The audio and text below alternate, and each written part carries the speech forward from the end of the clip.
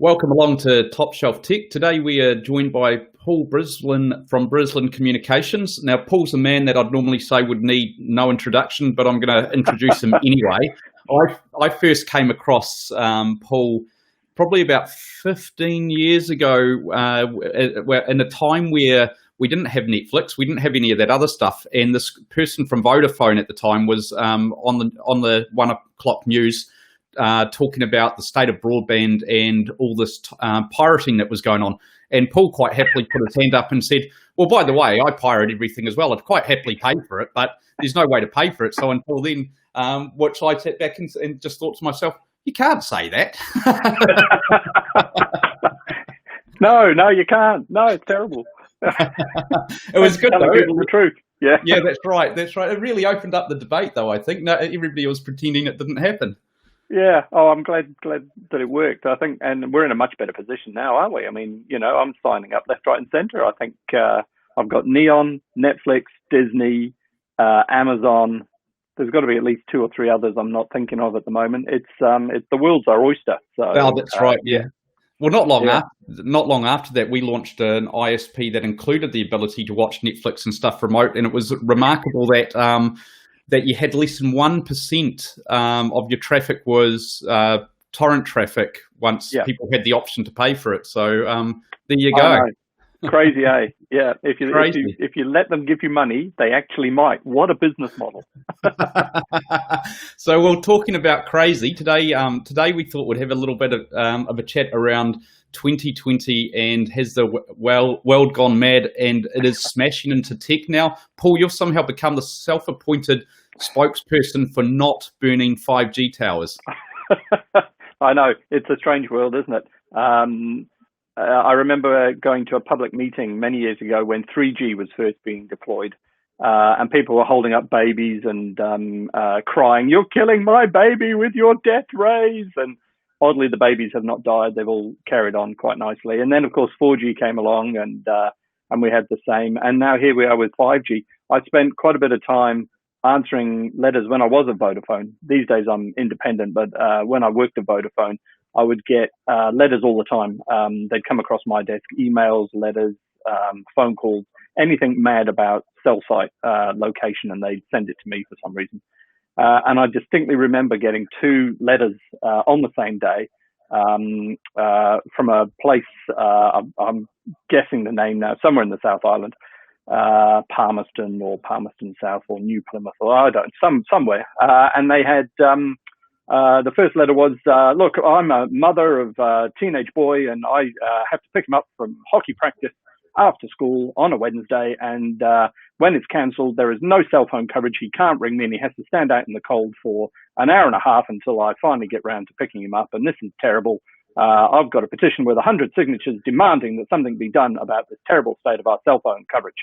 And on the same day, I'm not kidding, another letter from the same place. I understand that Vodafone is planning to build a cell phone tower near our school. This is a travesty and must be stopped at once. And I've got a petition with 100 names on it to demand that you don't build the cell phone tower anywhere near us.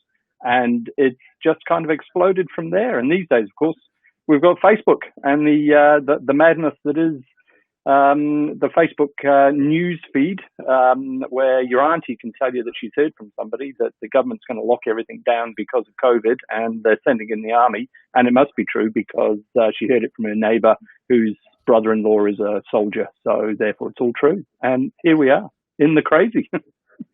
And of course, with the, like you mentioned, whether it was 5G, 4G, 3G, whether it's new wireless technology rolling out to schools, whatever it is, every time it comes around, every time it gets disproven, every time nobody dies or, nobody catches That's COVID right. from the transmission, scientifically disproven. But like you say, this the reaction to 5G seems to be on another scale again to what we've seen in the past.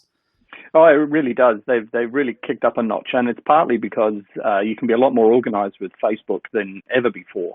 So the tools for disseminating this kind of information are huge. You can find you type into Facebook any kind of conspiracy theory you like, and you will find pages and pages and pages of people who agree with you. And that's empowering. That's what Facebook's designed to do, right? Connect you and make a community. but it's also when the core of that community is something it's utterly untrue, it becomes really quite dangerous and quite toxic quite quickly. So I think that's helped drive a lot of the madness that we've seen around 5G, particularly around the 5G causes COVID debacle, which is just remarkable. But more so, I think that we're starting to see a lot of information being fed maliciously into the system. And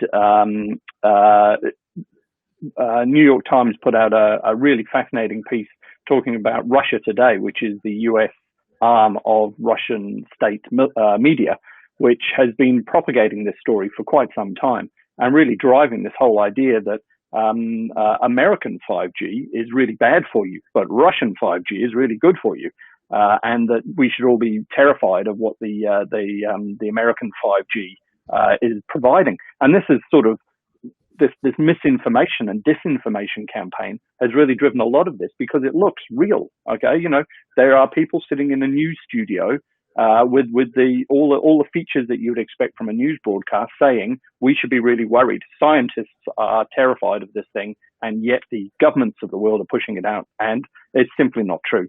A lot of the so-called scientists are self-appointed. Their evidence is shonky at best and terribly misleading at worst, and people are terrified of something that we've been doing for, near on 100 years now, which is using radio waves to transmit data back and forth. Nothing unusual about it at all these days. And you've kind of leaped into two pretty interesting other topics. One is the interest of states in really what is propaganda. I think been coming out, and we'll touch on that shortly. But Facebook, social media, the ability, I guess the internet's not new. Our ability to find data and search isn't new, but the way algorithms determine what may interest you and push that towards you and really create an echo chamber that becomes the perfect storm of, I find the stuff that reinforces my viewpoint because that's the stuff that I'm going to want to look at, and they want to keep my eyes on screen. That seems to have just really reached another level now and resulted in a number of major brands stopping for a period of time advertising on Facebook.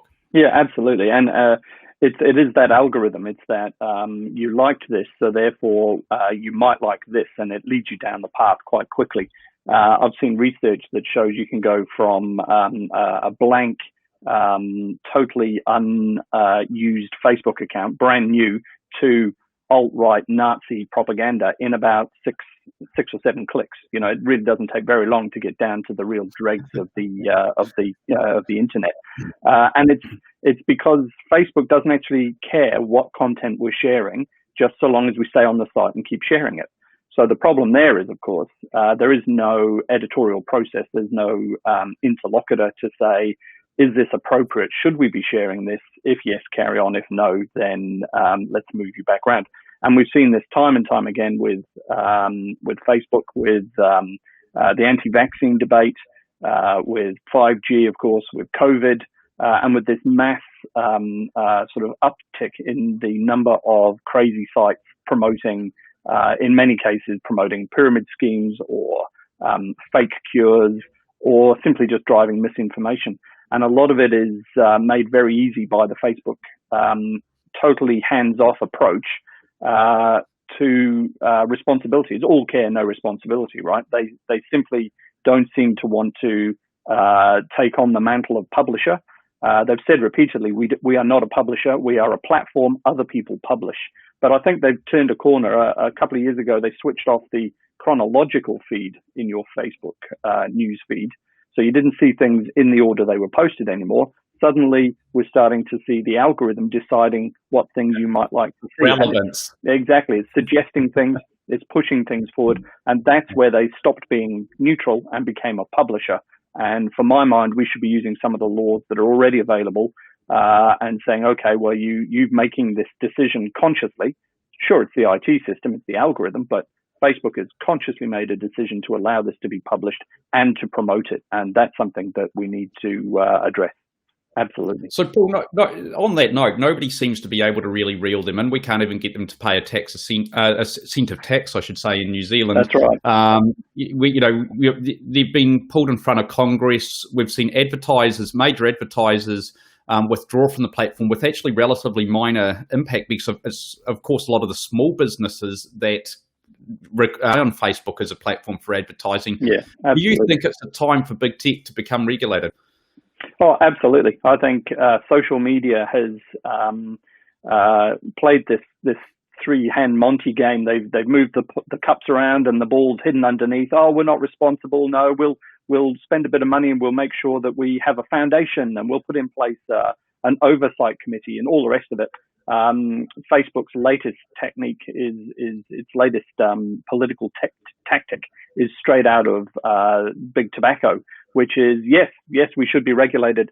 Come and regulate us, please. We're desperate to be regulated, which means that they've got at least a decade of doing nothing while global regulators try and figure out what it is they do. And unfortunately, particularly in the US, the level of awareness of what it is that Facebook represents and what it does is so woeful in Senate and Congress that anytime they put up Zuckerberg has to sit there in his suit and look uncomfortable. He's batting away questions. These guys have no idea what his business model is. Yeah. There's talk of breaking them up because they're too big. So we'll make you sell off Instagram or WhatsApp. Well, that's not going to actually change anything. That's just going to create 2 or 3 monopolies in their own individual areas. It's got to be something much more fundamental at the very basis of how Facebook works. That's the only real way to address it. And unfortunately, that is going to take time, and it is going to be quite horrible to see. And at the other end of the spectrum, of course, you've got countries like Russia or China that are a lot more locked down, saying, well, we just won't allow it. We won't have access to these things unless we control exactly what's going on. So you don't want to go that far either from anarchy to totalitarian regime. There's got to be a happy middle ground somewhere. And if we could get them to pay tax as well, that'd be delightful somewhere along the way. So, Paul, question here from Craig Spears asking, has anybody actually figured out where some of this 5G and COVID stuff came from? Is it somebody just made it up one day? An agenda? That's right. There's a little bit of both. So there was already this fear of EMF, electromagnetic frequencies, and EMR, electromagnetic radiation. There's, as I say, it's been going on for years, since well before 5G, 4G, even before cell phones came along. People were concerned about television and radio transmissions back in the day. You'll have noticed the distinct lack of a massive outbreak of brain tumors or any other kind of brain cancers associated with the use of these things. We've been using cell phones for 30 odd years, but we've been using radio waves for about 100. There's no evidence of any kind of problem to solve, yet we keep chipping away at it. So then when 5G came along, we got another round of resurgence of the same old stories, in many cases from the same people, who are looking to sell either cures or books about the issue, or just, like to stir things up and get their name out there. And then, of course, you've got the added twist of what appears to be state-sponsored interference in elections and in day-to-day life from countries such as Russia. We've seen a lot of fake news coming out. Fake news, there it is again. Disinformation is what it is. Trying just to stir things up and to keep everybody off guard so that, we're not looking too hard at how certain countries operate, at how their leaders make money and where they put the money, all that kind of thing. It's a huge graft, con game. That's the only word for it, I think. And one thing I was intrigued to see recently when you talk about the state involvement in it is yes, you've got the regimes that are more totalitarian that will control things. The US, the State Department recently released a new page, I think about 2 weeks ago, which talks around the clean carrier, clean cloud, clean network. So they've gone down a path now of branding essentially something that you can, if you're a telco, you can stick on your network to say we're clean, and it's got a nice little logo, clean carrier, or whatever. So if you're a freedom, and this is the way it's presented, if you are a freedom-loving business, you can now choose these things. So it's marketed, it's sold, and they don't shy away from calling out directly manufacturers, including, of course, Huawei, which we probably see now exactly why it didn't get into New Zealand 5G area, because then we wouldn't have been able to have clean carriers in this part of the world. Yeah, well, this is a move by the U.S. State Department, and it's quite incendiary. They've, as you say, they've identified these 4 or 5 areas of telecommunications that they've said you must comply with our regulations to operate in the United States. And Huawei was the first victim of this, of course. With you're Chinese, you've got links with the Chinese military because reasons. Therefore, none of your stuff will be allowed in the United States. But they've actually gone further down the food chain to apps. So TikTok. Sorry, if you're owned by China, no, there's no way you can operate in the United States. App stores. So they'll also look at the likes of Alibaba or WeChat or WePay, any of these things that have ties with regimes that the Americans don't like. And let's remember, especially with TikTok is much less invasive in terms of your privacy than Facebook is, or Google with its algorithms. So if we're talking about banning technologies based on security concerns, that's one thing. This seems to have crossed the line into purely a geopolitical move. It's really about the fact that they're Chinese. That's the only real benchmark. If Chinese, then they'll be rejected by the Americans. So New Zealand's taken quite a different approach. I caught up with the GCSB Director General a couple of weeks ago and had a good chat with him about the decision making around 5G and how it comes about. And they look at each application to build network in New Zealand purely on the technical and security merits rather than on any of the political gains. So the rejecting of Spark's proposal was predominantly around the way 5G is constructed. And I won't bore you all. I mean, we can do a network diagram and I'll show you network core and edge computing. But because of the way it's constructed, if there is a problem with any of the Huawei gear, whether it's reporting back home or simply just being poorly configured, then it affects the entire network and is a problem right across the board. So they were very much looking at it from a technical perspective rather than a political one. And that's the real difference between the New Zealand Telco Interception Act, TIXA, and the American approach, which is a lot more politicized. Yeah. So, Paul, as we see this stuff continuing to grow, and I guess tech really being used, leveraged, whatever we want to call it, to political football. Absolutely. What do you think happens to good old human discernment? Well, this is the problem, you see. I think there's a generation of people who are online who don't have the tools to pick and choose and to understand this is clearly propaganda or nonsense or makes no sense. This is factual and accurate, and we should listen to this. And it's not the younger generation; it's the older generation. So the kids coming through schools today are taught an awful lot of, in the broader sense, is called critical thinking. What we would do as journalists, right? Follow the money. Who stands to benefit from this? Why would this make sense? Applying some lens to what you're reading and saying, does this actually follow? Is this logical? Is this something that would actually happen? Would my hairdresser's auntie in Waihuru actually know what the government in Wellington is planning to do about the COVID lockdown? And you can sort of follow the trail and say, well, it's unlikely, but it's possible, I suppose. And okay, then let's verify. Who else is saying the same thing? All this kind of stuff that we would do in terms of fact checking and reliability of the source. All that kind of stuff is something that the kids are being taught, but unfortunately the older generation has kind of missed out on. Think about my parents' generation in their 70s and 80s now. A lot of them are online. They're totally unprepared for the kind of stuff that looks like news, sounds like news, but is in fact rubbish.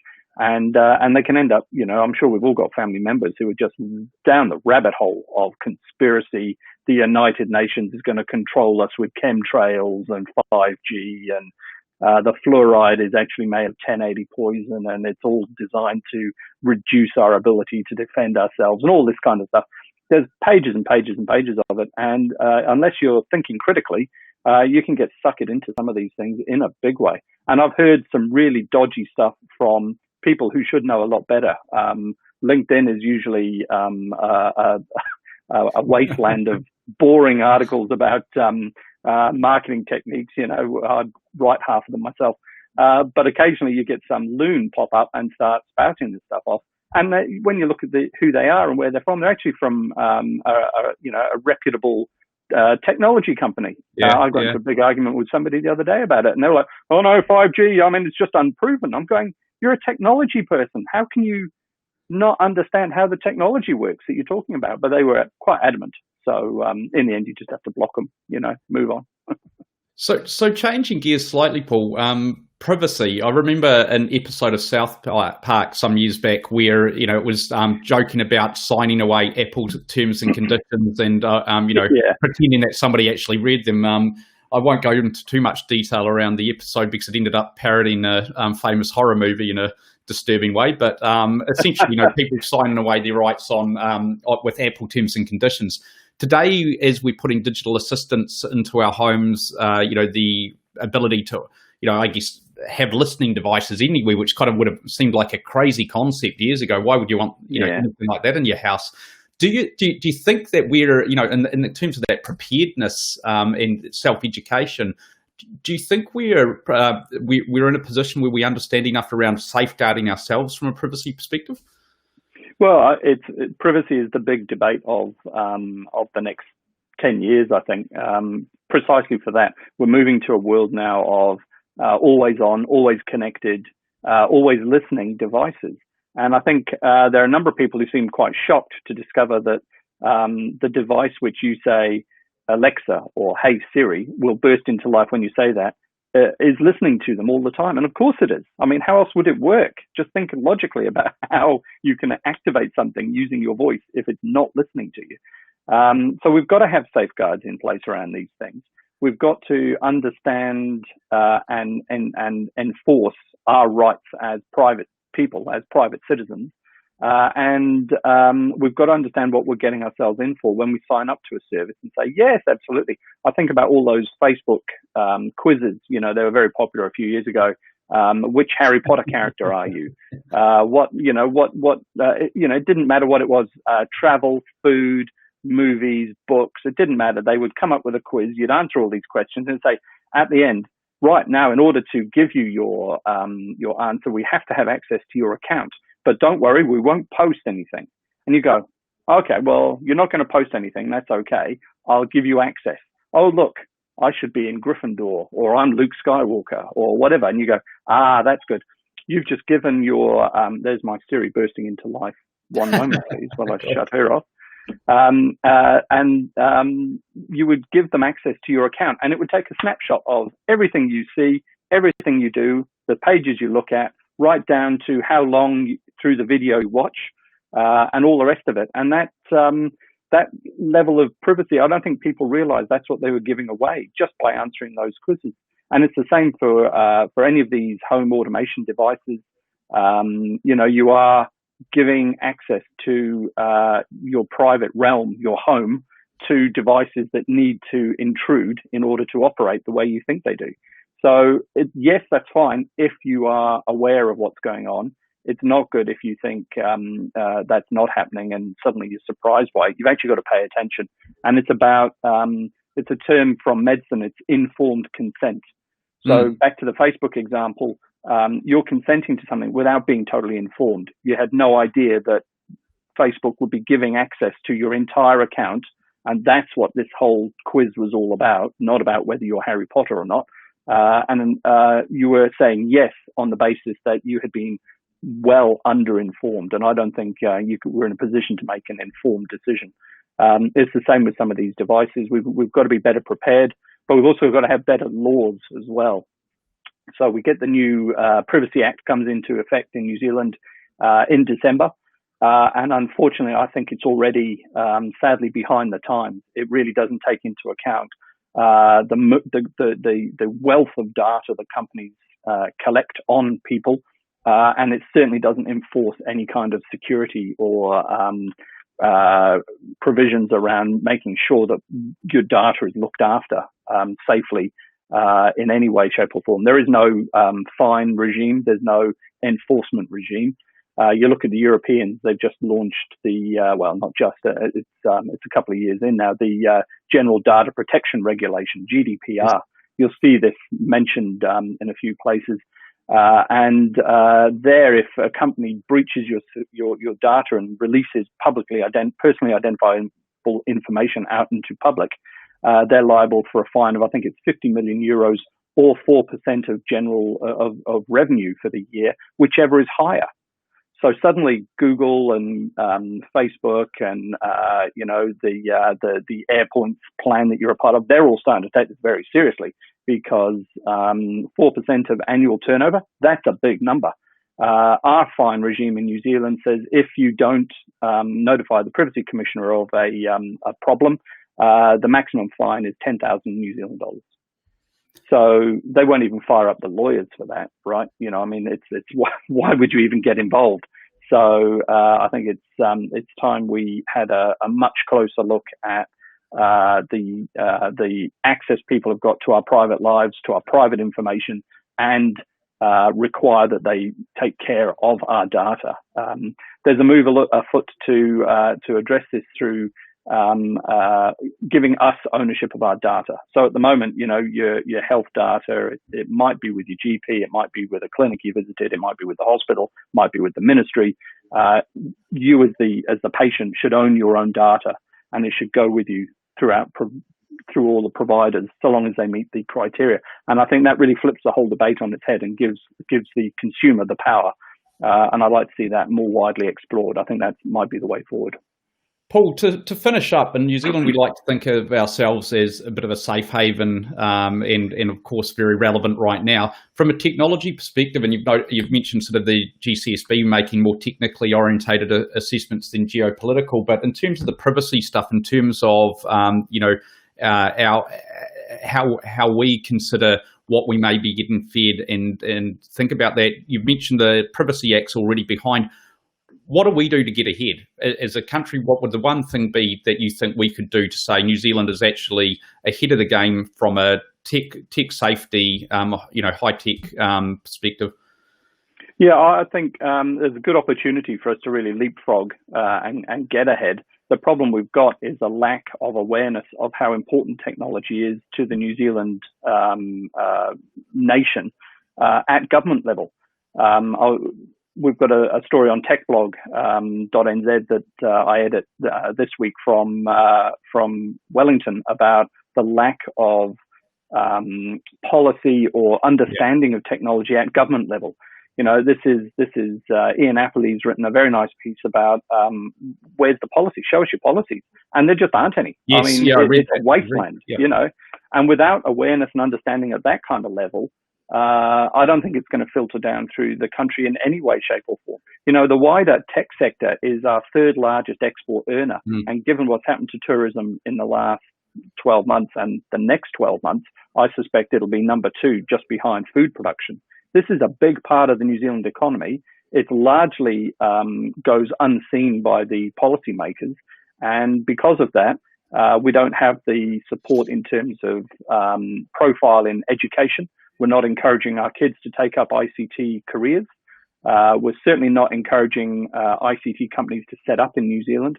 There's still no real support for early stage investment beyond some big government funds. Our R&D spend is about half the OECD average, and all of that comes from government funding. There's no private funding at all. We just don't have the funds or the support. And many years ago, I interviewed a very smart guy who said, the reason is ICT has no mana in New Zealand. We just don't have a seat at the table. Nobody takes us seriously. And yet here we are, even with that as an anchor, we've got up to being second or third export earner I think we've got a huge potential to be bigger than the primary sector within a decade if we grasp it. But it's got to start at government level. They've got to understand what is needed from them to drive this forward. And a lot of it is regulatory, a lot of it is legislative, but it's also support for the sector as a whole. And I just don't see any sign of that at the moment. It's a real worry. Yeah. So, Paul, when are you and Ian starting the high tech party of New Zealand, and can you get past the 5%? Can we? Well, I don't know. You know the ICT sector as well as me. There's everyone from libertarians all the way through to anarchists. That's and right. I'm trying to herd cats is probably above my pay grade. But I'd like somebody to step up and do it. I'm not sure a pasty white guy is quite the answer, but it's a question worth asking anyway. Yeah, awesome, Paul. Look, it's a great point, I think, to end on. We'll drop a link to Ian's. I think it's a blog post, isn't it, that he wrote in the comment section as well. Because I think it is worth reading for all the reasons you mentioned in terms of just how important tech is, but how little understanding there seems to be with the policymakers. So, look, again, thanks a lot for joining us today. Great chat. We were going to talk for 10 to 15 minutes. I got far too into that. Sorry about that. I always go long. I need an editor. Cut it all down. No, it's perfect, Paul. Perfect. Thanks a lot for joining us, and thank you everybody for tuning in for Top Shelf Tech.